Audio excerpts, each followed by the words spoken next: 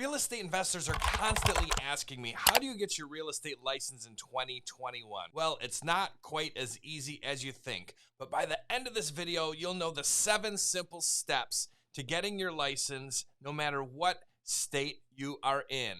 What's up, world? I'm Dylan Tanaka, and I am known as a hybrid investor agent. I'm a full-time real estate investor, but I'm also a real estate broker. And before we go any further, I want to make sure to remind you to subscribe to my channel and ring the bell so you get all the notifications for upcoming videos. Later in this video, I'll share a link with you to the Hybrid Agent Academy.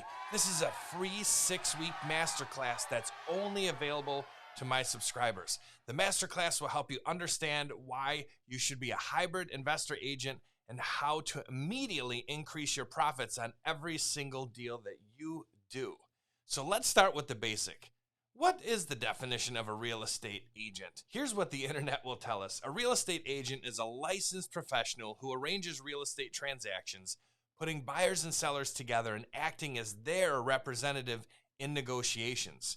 Real estate agents usually are compensated completely by a commission.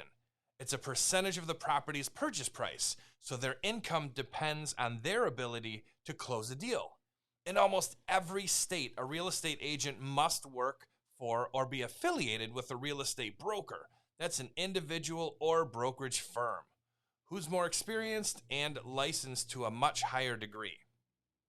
Now, the real-world definition of a real estate agent is someone who helps buyers and sellers and even renters buy, sell, or rent property for a fee. So let's start with step 1. You need to research your state's requirements. They are going to have certain requirements such as age and education requirements. You may have to have a high school diploma or even a GED. Pre-licensing courses and post-licensing requirements, exams and exam eligibility, application processes and fees, background checks and fingerprinting, continuing education, how to achieve the next level of licensing, and even reporting your criminal history. Some states will even accept other states' licenses so that you can practice in more than one state with a single real estate license. Below in the comments, there's a link to all of the licensing departments for all 50 states so you can do some quick research. I want to give you a power tip.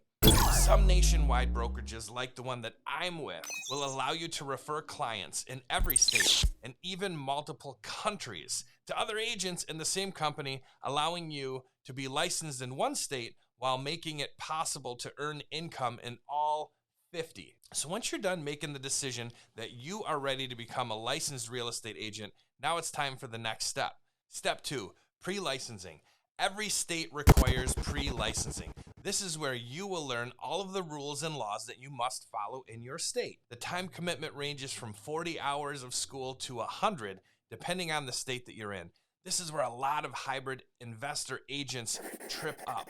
They think they don't have enough time to study and pass the practice exam that's going to allow you to take the state exam.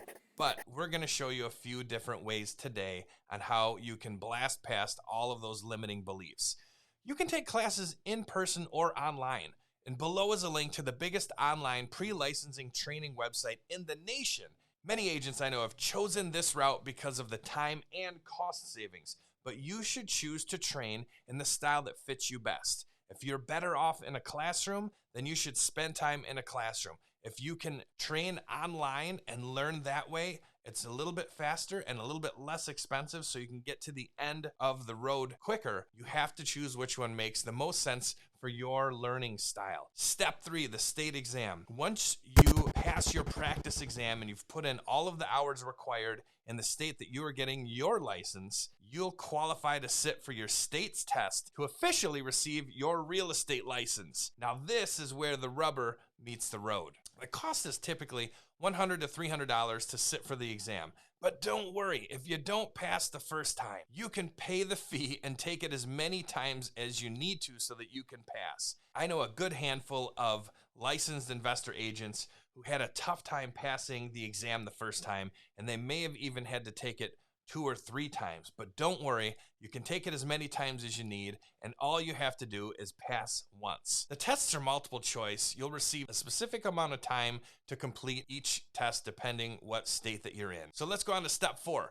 choosing a brokerage. Once you pass your test, now you get to choose the brokerage that you'll join. And remember, agents must be with a broker in most states. Here's another power tip. There are many different choices out there depending on how you plan on conducting your business to make sure that you choose the right brokerage that fits you best. It took me many years in business, being at multiple brokerages, even owning 2 of my own, till I finally found the right one for me. After you choose your brokerage, you go on to step 6, which is joining a board. To have access to the MLS and to be considered a realtor, you must join a real estate board. This board simply offers benefits to you being a part of it, and it will give you the realtor designation, which actually holds us as real estate investor agents to a higher standard compared to those who aren't just real estate agents. That's really simple. You join a board that is in your local area, and they represent you in many different ways, but it also gives you that realtor designation that's going to allow you to have access to the MLS, plus have the representation of the National Association of Realtors and all the benefits they offer. Let's move on to step 7. It's time for you to get the word out. Clients don't come to you.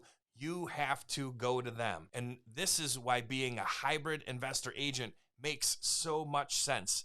Here's my final power tip. 87% of clients come from referrals. If you're an investor and you know other investors, you need to let everyone know that you're also licensed and you're offering those services to them. And even if you're not an investor, that's perfectly fine. But you should also be letting everyone know in your world that you've begun a new journey and a career in real estate. So if you already consider yourself a hybrid investor agent or you want to learn more how to become one, you can join my free Hybrid Academy, where you'll learn how to close more deals with higher profits practically every time. You can find the link in my About section or check in the first comment. Now remember, if you found value in today's video, make sure to subscribe and hit the bell and get notifications every time I drop a new video that's value packed. So I'm very excited to see you on the next one.